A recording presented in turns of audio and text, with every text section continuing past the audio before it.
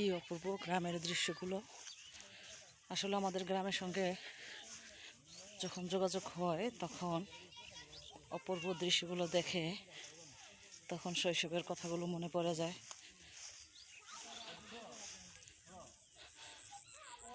একটা পর্যায়ে এসে গ্রামের সঙ্গে অনেকখানি গ্যাপ পড়ে যায় আমাদের যোগাযোগের,